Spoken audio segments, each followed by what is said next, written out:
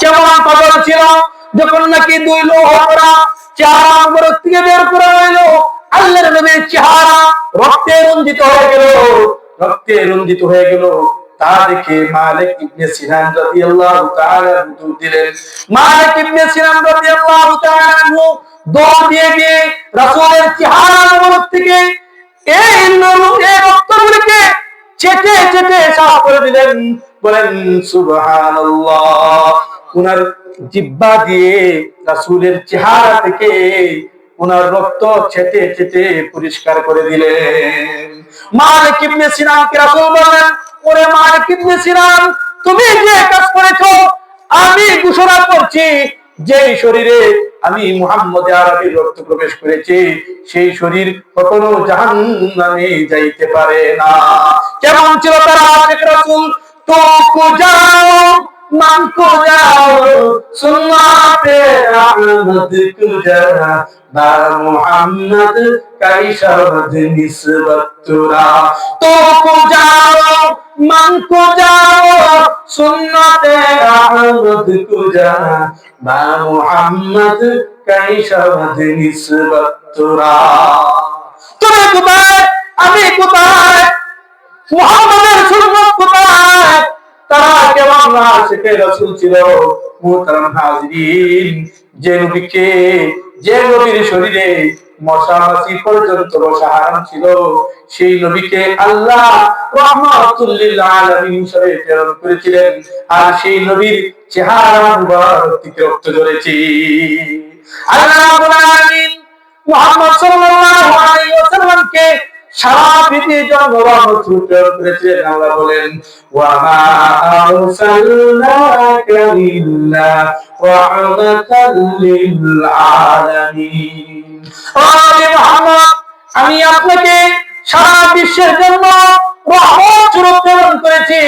এই কারণে শুধু আমাদের মুসলমানদের জন্য রহমত স্বরূপ প্রেরণ করেন নাই, যত কাফের মুশরিক হিন্দু আছে, সকল প্রাণী আছে, সব কিছুর জন্যই আল্লাহর নবী রহমত স্বরূপ এসেছিলেন। সবার জন্যই আল্লাহর নবী কি ছিলেন? রাহমাতুল লিল আলামিন ছিলেন। মুহতারাম হাজিরিন, সেই আল্লাহর নবীকে সাহাবায়ে কেরাম নিজের জীবনের চেয়ে বেশি ভালোবেসেছেন, নিজের জীবনের পরোয়া করে নাই। আরেকটা ঘটনা বলতে চাই।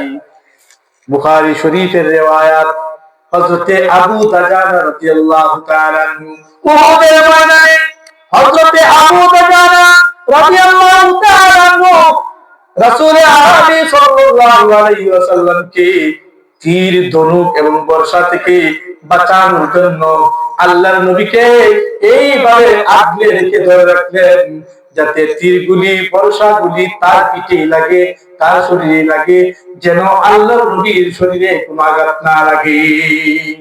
মুহতারাম হাজিরিন, কেমন ছিল সেই আশিক রাসূল যে নিজের পিঠটাকে কাফেরের দিকে দিলেন, শহীদ হয়ে যায়, 70 জন সাহাবী শহীদ হয়ে যায়, এবং ওইদিকে শয়তান ছড়িয়ে দিল, কুতিলা মুহাম্মদ, মুহাম্মদ শহীদ হয়ে গেছে।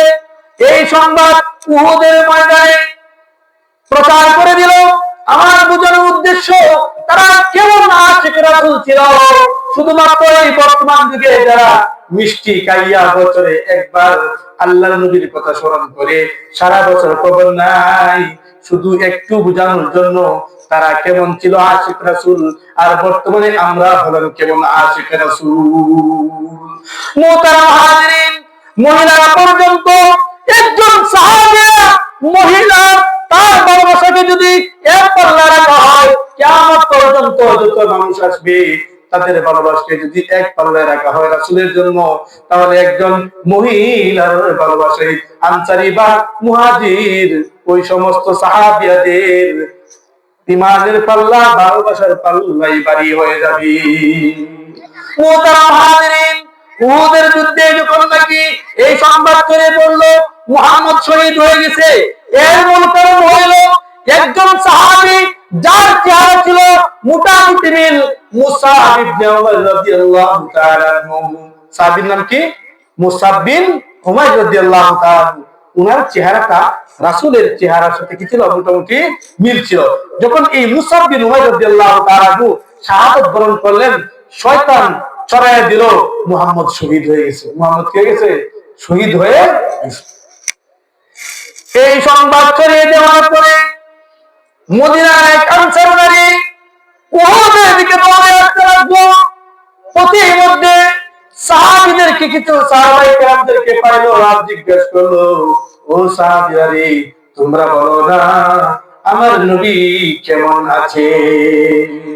এই মহিলাকে বলা হলো, তোমার পিতা শাহাদাত বরণ করেছে।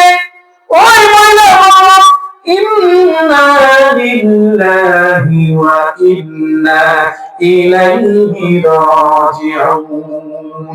এই কথা বলে সামনে আরো দৌড় দিলেন, অন্য কোনো চিন্তা নেই।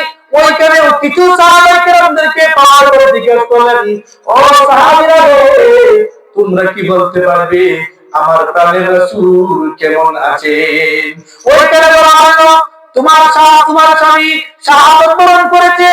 আমার সেই নবী বলল, ইন্না লিল্লাহি ওয়া ইন্না ইলাইহি রাজিউন।